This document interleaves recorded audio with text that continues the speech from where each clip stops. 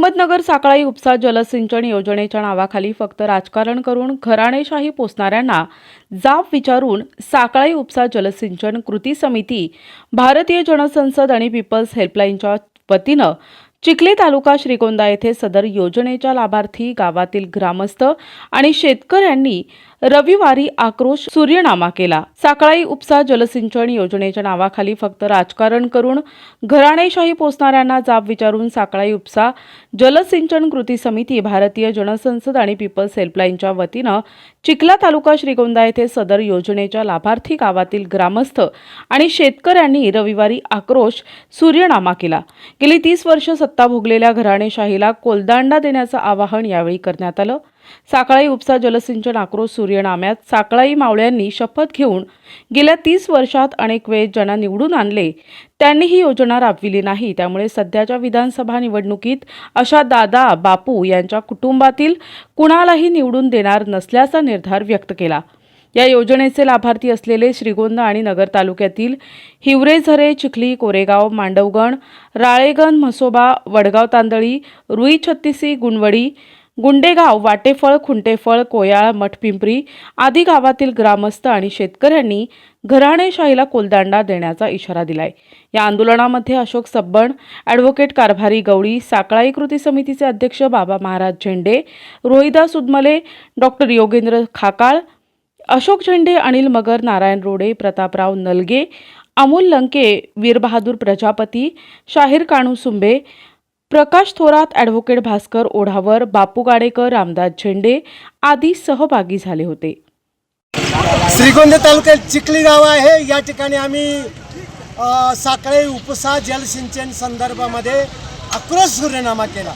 या ठिकाणी शेकडो लोक आलेले आहेत पंचकृषीतील आणि आमचा मुद्दा फक्त एवढाच आहे की 30 वर्ष सातत्याने प्रत्येक निवडणुकीला आमदारकीचे असो, खासदारकीचे असो, नेते मंडळी, पक्षाचे पुढारी, प्रमुख त्यांनी कबूल केलं की साकळाई योजना करून देऊ आणि मतं घेऊन गेले। 30 वर्षामध्ये हा प्रकल्प आजपर्यंत मंजूर झाला नाही आणि हजारो शेकडो एकर जमीन या साकळाई योजनेमध्ये सिंचनाखाली येणार आहे, लोकांचं भाग्य उजाडणार आहे। म्हणून ही योजना झाली पाहिजे। या योजनेवर फक्त मुख्यमंत्री किंवा उपमुख्यमंत्र्याची सही आवश्यक होती आणि फडणवीस साहेबांनी कबूल केलं सुजय विखेला मागच्या वेळेला मतं मागताना की सही करतो आणि यावेळेला त्यांनी सही केली नाही।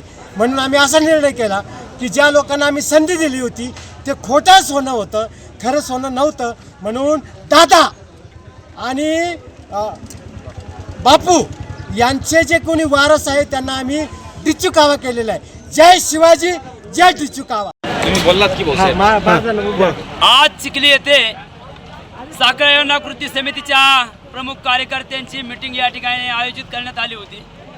यामध्ये गेल्या 35-40 वर्षापासून साकळाई योजनेचा जो काही या भागातील शेतकऱ्यांनी संघर्ष केला, आंदोलनाच्या माध्यमातून लढाई केली, परंतु महाविकास आघाडीच्या महायुतीच्या सरकारमध्ये या ठिकाणी आम्हाला आश्वासनं देण्यात आली, परंतु आपले लोकप्रतिनिधींनी सोयीस्करपणे त्याकडे दुर्लक्ष केलेलं आहे आणि म्हणून साकळाई योजनेचा 794 कोटी रुपयाचा आराखडा तयार असताना सुद्धा या ठिकाणी योजनेला मंजुरी मिळाली नाही।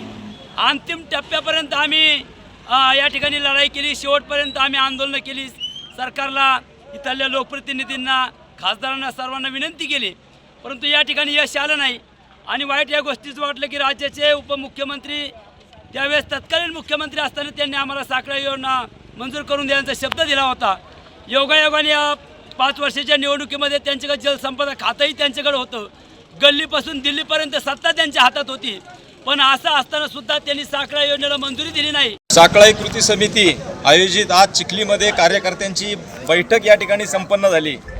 या बैठकीमध्ये साकळाई योजनेसाठी पुन्हा एकदा नव्यानं रणशिंग फुंकण्याचा निर्णय घेण्यात आलेला आहे, कारण हा काळ नाक दाबण्याचा आहे।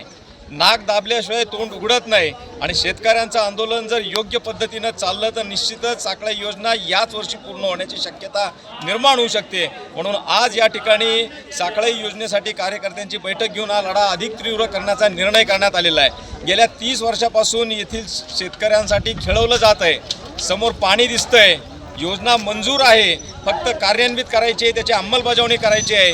त्याचं काम सुरू करायचं आहे आणि एवढ्याच कामासाठी जर या परिसरातील शेतकरी सधन झाला, या परिसरातला शेतकऱ्याची उपजीविका जर मजबूत झाली, तर आर्थिकदृष्ट्या तो जर साधन झाला आणि स्वावलंबी झाला, तर आपलं राजकारण चालणार नाही. त्याचबरोबर आम्हाला स्वस्तातला मजूर मिळणार नाही, आमच्या संस्था ओस पडतील, अशा पद्धतीच्या यांच्या भूमिका असल्यामुळं सातत्यानं इथले सम्राट असलेली लोक ही सातत्यानं गरिबाला गरीबच कसं ठेवता येईल याचा विचार सातत्यानं करतायत. NTV news Marathi, Ahmednagar.